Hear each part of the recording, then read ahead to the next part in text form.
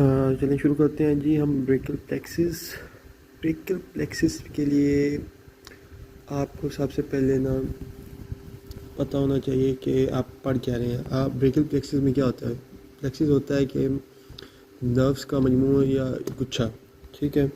और इसी तरह जो हमारे पास ब्रेकियल है, वो ब्रेकियल रीजन कौन सा होता है? हमारी आर्म का रीजन हो गया, हमारे अपर लिम्ब के रीजन को ब्रेकियल रीजन कहते हैं, ठीक है। इसके लिए सबसे पहले आपको पता होनी चाहिए रूट्स, उसके बाद आपको पता होनी चाहिए ट्रंक्स, फिर डिवीजन्स, और फिर हमारे पास आ जाती है कॉर्ड्स और ब्रांचेज इसकी आ जाती हैं।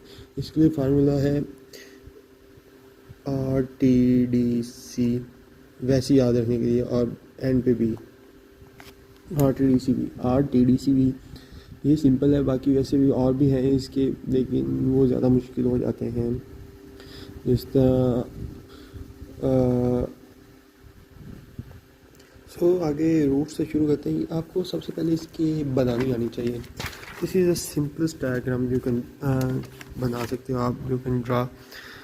ये इसकी रूट्स हैं जिसको हम नंबरिंग करते हैं C5, C6, C7, C8 and T1।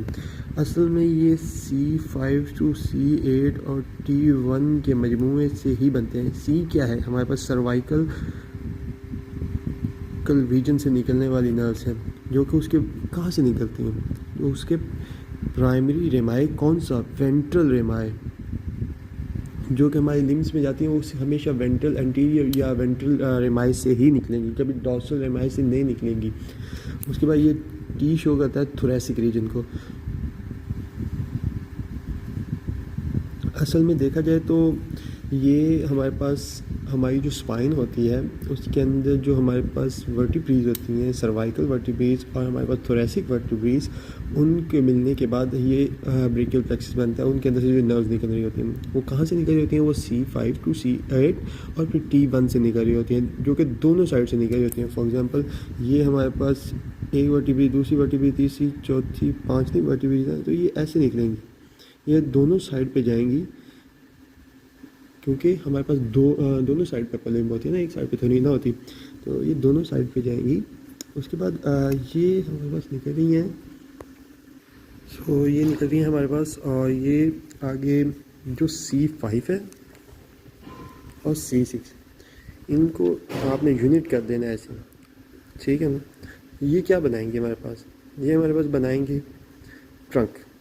कौन सी ट्रंक?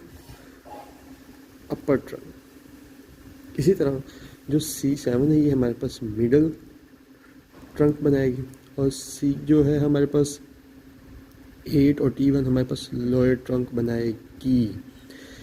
फॉर एग्जांपल अगर आप अपनी उंगलियों को इस तरह देखते हैं तो ये ऐसे पड़ी होती हैं जब हमारे पास ट्रंक की लेवल्स पे होती हैं। इस तरह ऊपर वाली को हम कह देते हैं अपर ट्रंक, ये हमारी मिडल ट्रंक, और ये हमारी लोअर ट्रंक।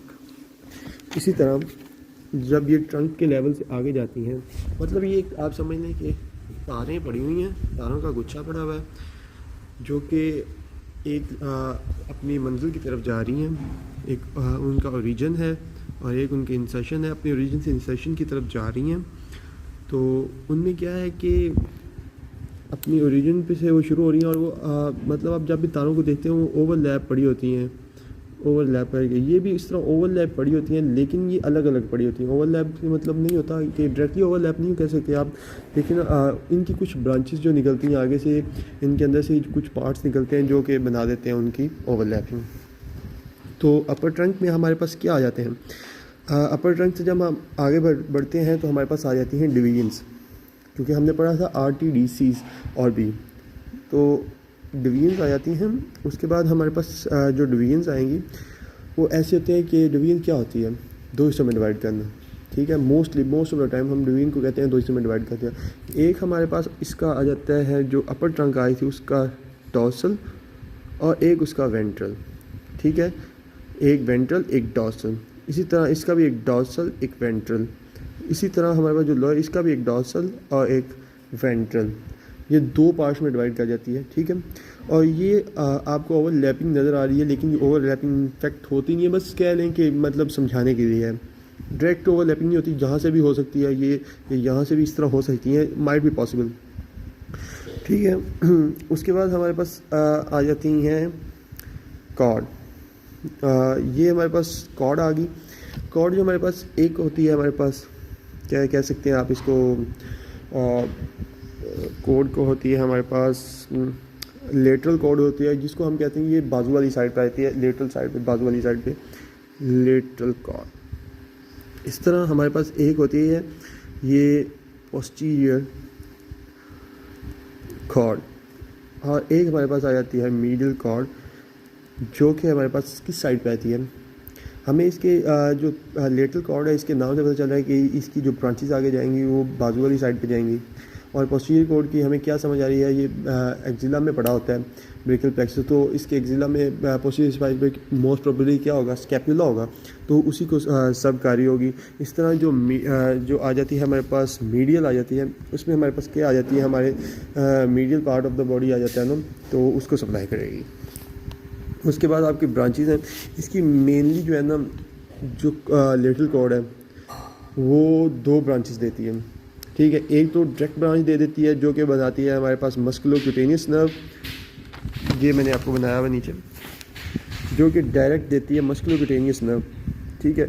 और एक इसकी जो ब्रांच है वो कंबाइन करती है, हमारे पास ये एक आ रही है इधर से, और एक जो है हमारे पास लॉयर जो कॉर्ड है उसकी ब्रांच आएगी, वो दोनों मिलके बनाएंगी मीडियल नर्व, ठीक है। आप कह सकते हैं कि लेटरल रूट ऑफ जो है ना, ये देती है lateral root of medial nerve, ठीक है क्या। उसके बाद हमारे पास जो है आ जाती है ये पोस्टीरियर कॉर्ड। पोस्टीरियर कॉर्ड हमारे पास क्या देती है, पोस्टीरियर जो कॉर्ड है वो हमारे पास मेनली 2 ब्रांचेस देती है, जो बिगर ब्रांचेस हैं। एक तो एक्सिलरी नर्व देती है, जो मतलब बड़ी नर्व्स है ना, और एक हमारे पास रेडियल नर्व देती है, ठीक है। उसके बाद हमारे पास आ जाती है C8 और T1 के मिलने से हमारे पास बनती है जो मीडियल कॉर्ड बन रही थी। जो मीडियल कॉर्ड है वो हमारे पास देती है, एक तो हमारे पास देती है अल्नर नर्व जो कि डायरेक्ट ब्रांच है उसकी, और एक ब्रांच जो है उसकी कम्युनिकेट करती है, जो हमारे पास lateral root of medial nerve आ रहा था, इसी तरह यहाँ से आ रहा है medial root of medial nerve, तो ये मीडियल नर्व बनाती है, ठीक हो गया। तो उसके बाद हम कह सकते हैं कि ये जो रूट्स हैं ये डायरेक्ट ब्रांचेस भी दे रही होती हैं। एक तो डॉर्सल स्कैपुलर नर्व ब्रांच दे रही होती है यहाँ से, और बाकी C5 C6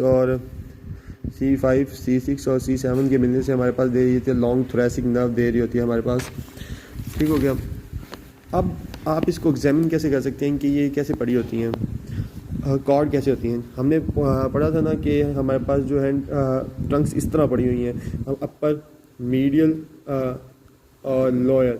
इसी तरह हम जो कॉर्ड है उसको ऐसे देख सकते हैं, आप ये देख लें, ये हमारे पास आ गई है लेटरल, ये फर्ज करें इस तरह पड़ी हुई है ना, तो ये लेटरल आ गई है, और ये लेटरल आ गई, और ये हमारे पास आ गई पोस्टीरियर क्योंकि पीछे है, और ये हमारे पास आ गई जो है मीडियल क्योंकि बॉडी की साइड पे, समझ लें बॉडी की साइड पे है। इसी तरह अगर हम फर्दर डिवीजन जो ब्रांचेज हैं उस पर जाएँ तो लेटरल कॉर्ड की एक ब्रांच देती है जो कि है हमारे पास लेटरल पेक्टोरल नर्व, जिसको हम लेटरल पेक्टोरल नर्व कहते हैं, लेटरल पेक्टोरल नर्व, ठीक है।